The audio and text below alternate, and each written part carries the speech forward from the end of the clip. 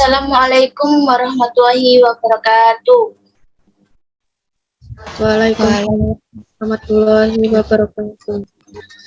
Salam sejahtera untuk kita semua. Apa kabar? Semoga dalam keadaan sehat ya. Saya Fadila Rahmawati dengan nomor induk mahasiswa 092 yang akan bertugas sebagai moderator dalam presentasi kelompok 5 kali ini, di mana kelompok kami akan membahas mengenai negara hukum dan hak asasi manusia. Namun, tentunya saya tidak sendiri, karena akan ditemani oleh rekan-rekan saya, yaitu Aulia Nur Saputri, Eka Ayu Puji Lestari, dan Viva Kumairo, yang akan mempresentasikannya. Berikut hal-hal yang perlu dibahas. 1. Pengertian dan ciri negara hukum. 2. Makna Indonesia sebagai negara hukum. 3. Negara hukum dan hak asasi manusia. 4. Jenis-jenis hak asasi manusia. 5. Analisa kasus pelanggaran hak asasi manusia.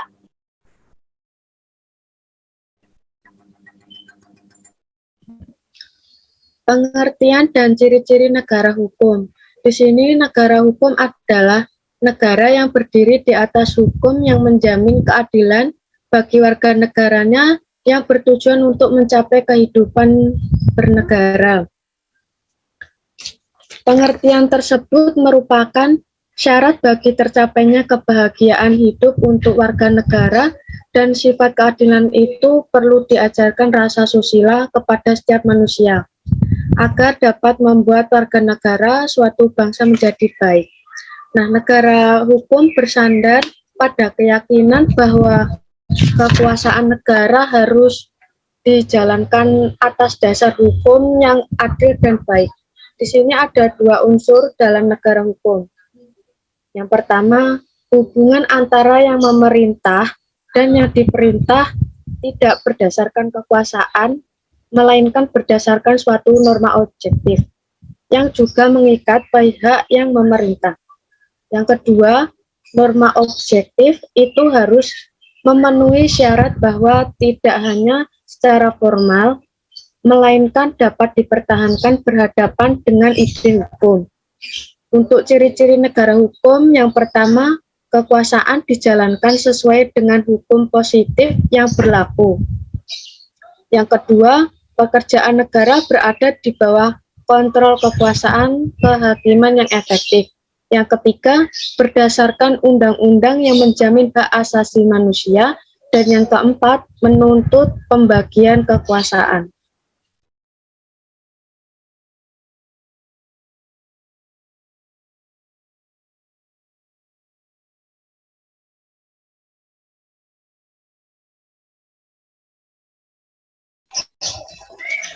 Makna Indonesia sebagai negara hukum. Indonesia sebagai negara hukum yang demokratis mengandung arti bahwa demokrasi yang di Indonesia diatur dan dibatasi oleh aturan hukum, sedangkan substansi hukum itu sendiri dibuat dan ditentukan dengan cara-cara yang demokratis, berdasarkan konstitusi sebagai hukum tertinggi. Makna Indonesia sebagai negara hukum adalah Indonesia menempatkan hukum sebagai peraturan yang paling tinggi atas segalanya, bersifat mengikat serta memaksa seluruh warga negara Indonesia. Hal ini berdampak pada posisi setiap orang yang sama di hadapan hukum. Demikian bunyi pasal 1 ayat 3 Undang-Undang Dasar 1945 yang dimaksud negara hukum adalah negara yang di dalamnya terdapat berbagai aspek peraturan-peraturan yang bersifat memaksa dan mempunyai sanksi tegas apabila dilanggar. Maka, arti Indonesia sebagai negara hukum adalah segala aspek kehidupan di wilayah negara kesatuan Republik Indonesia harus didasarkan pada hukum, dan segala produk perundang-undangan serta turunannya yang berlaku di wilayah Republik Indonesia. Negara hukum sendiri berdiri di atas hukum yang menjamin keadilan bagi seluruh warga Indonesia. Untuk itu, negara hukum didasarkan pada nilai-nilai Pancasila yang merupakan pandangan hidup bangsa dan sumber dari segala hukum. Adapun produk turunan undang-undang dapat berupa aturan presiden, peraturan menteri, instruksi presiden, peraturan daerah, peraturan gubernur, dan berbagai peraturan lainnya. Hukum di Indonesia harus dilandasi dengan semangat menegakkan nilai ketuhanan, kemanusiaan, persatuan, kerakyatan, dan keadilan sebagaimana yang terkandung dalam Pancasila. Contoh Indonesia sebagai negara hukum. Pada kasus pembunuhan, 2 orang diajukan sebagai tersangka. 1 orang berasal dari keluarga berkekurangan, sementara rekannya merupakan salah satu pejabat tinggi di tingkat provinsi. Hukum menetapkan bahwa kedua orang tersebut berasal atas dakwaan yang dituduhkan dan menghukum mereka dengan vonis yang sama tanpa peduli status dan latar belakang mereka.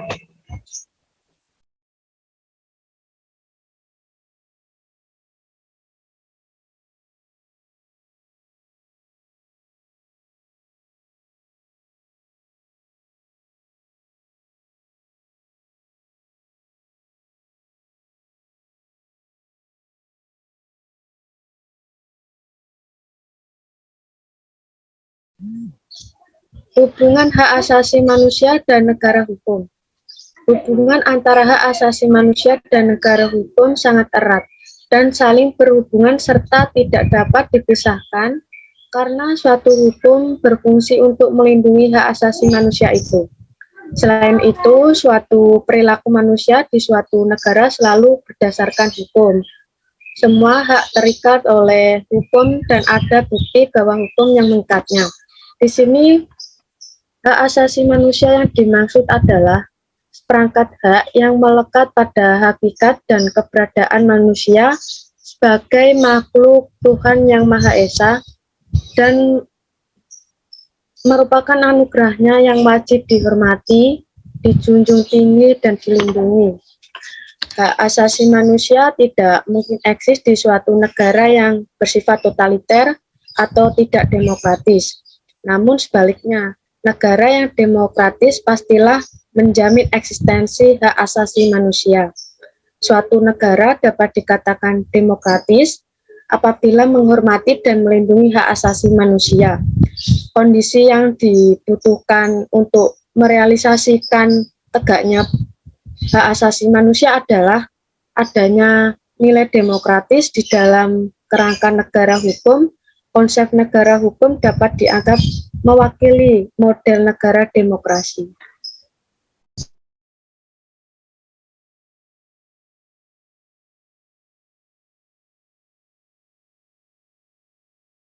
Menurut Undang-Undang, HAM sendiri adalah seperangkat hak yang melekat pada hakikat keberadaan manusia sebagai makhluk Tuhan dan merupakan anugerah yang wajib dihormati.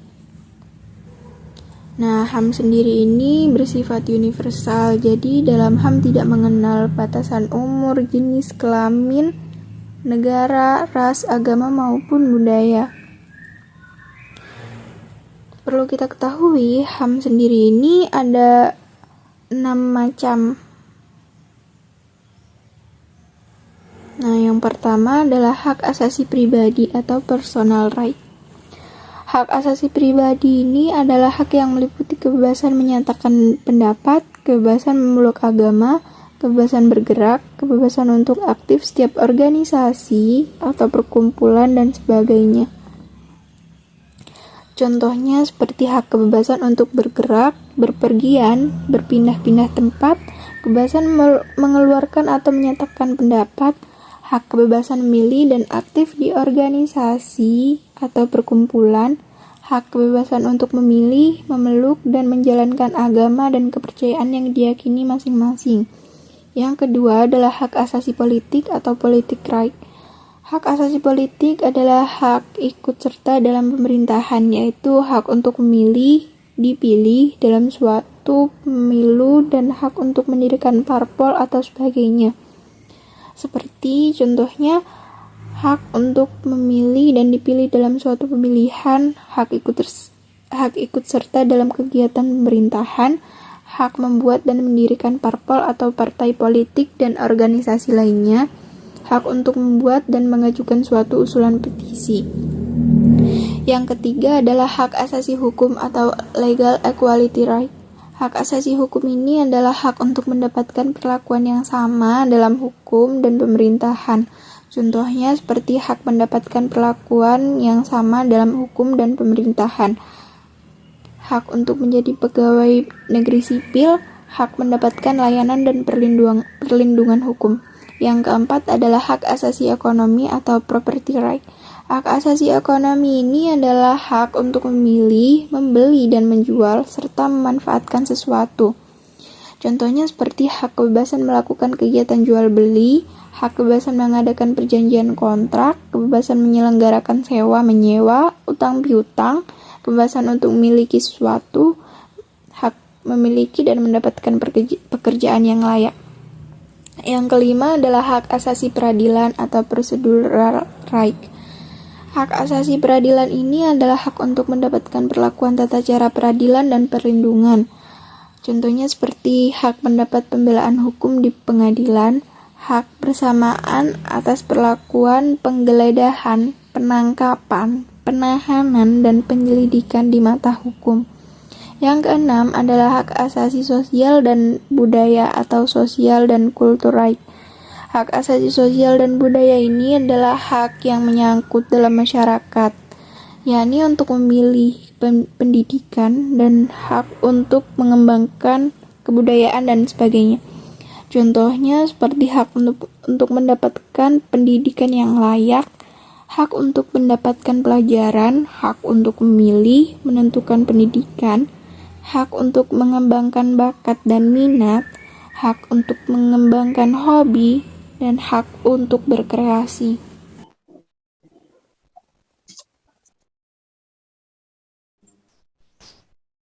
Analisa pelanggaran hak asasi manusia. Adapun faktor terjadinya pelanggaran hak asasi manusia. Pertama adalah faktor internal. Faktor internal adalah faktor pendorong terjadinya pelanggaran hak asasi manusia yang berasal dari dalam diri pelaku pelanggaran hak asasi manusia itu sendiri. Faktor internal tersebut meliputi 1. Sikap terlalu mementingkan diri sendiri. Pelaku pelanggaran hak asasi manusia seringkali memiliki sikap yang selalu mementingkan diri sendiri dan mengabaikan orang lain. 2. Pemahaman akan hak asasi manusia yang rendah. Hak asasi manusia adalah hak hidup yang dimiliki setiap manusia tanpa terkecuali. Tiap manusia memilikinya dan karenanya setiap manusia tak boleh melanggar hak orang lain. 3. Sikap intoleran. Hak asasi manusia menjamin bahwa setiap manusia adalah setara.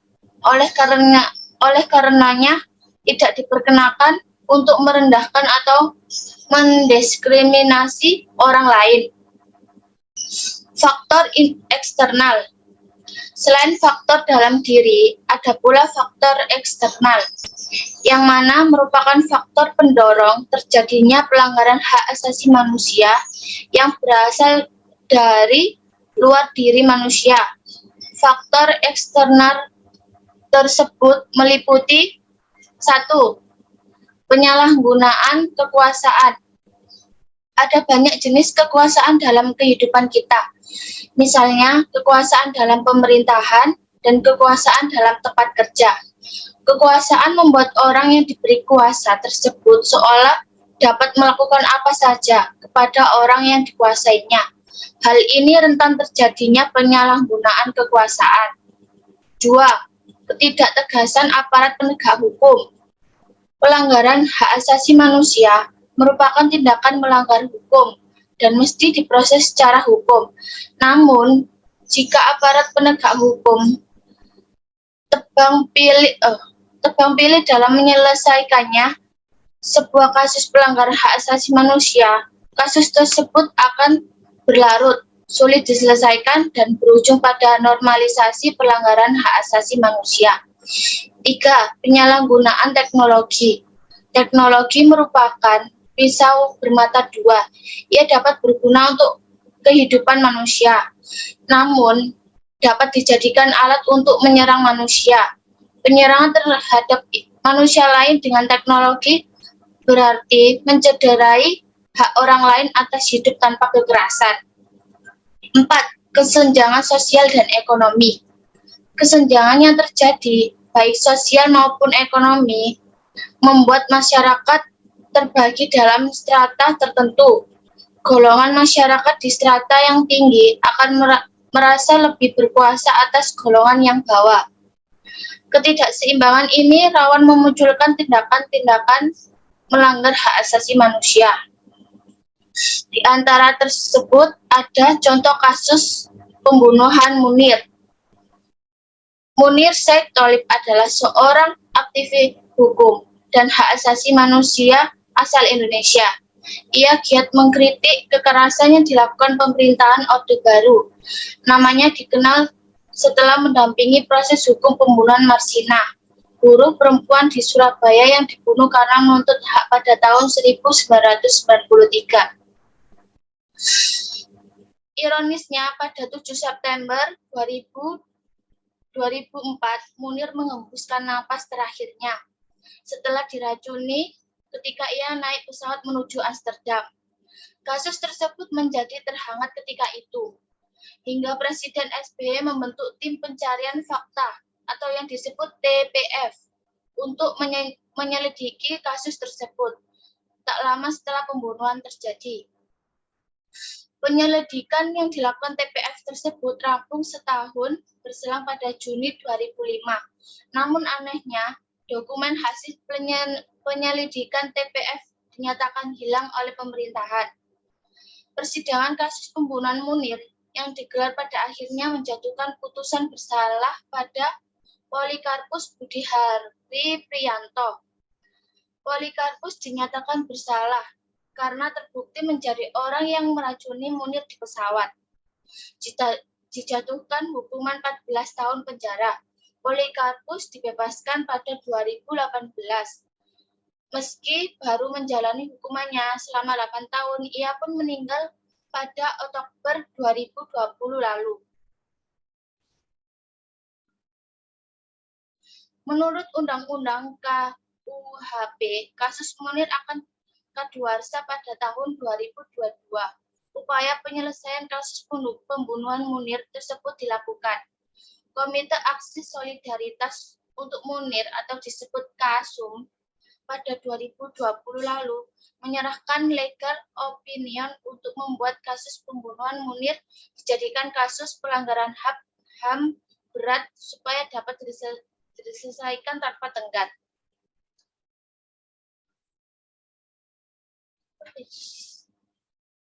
Baik, sekian presentasi dari kelompok kami. Tetapi sebelum presentasi ini saya tutup, saya ada sedikit pantun. Siang-siang pergi ke kota, jangan lupa beli alpukat. Sekian presentasi dari kita, semoga bermanfaat. Wassalamualaikum warahmatullahi wabarakatuh. Waalaikumsalam warahmatullahi wabarakatuh.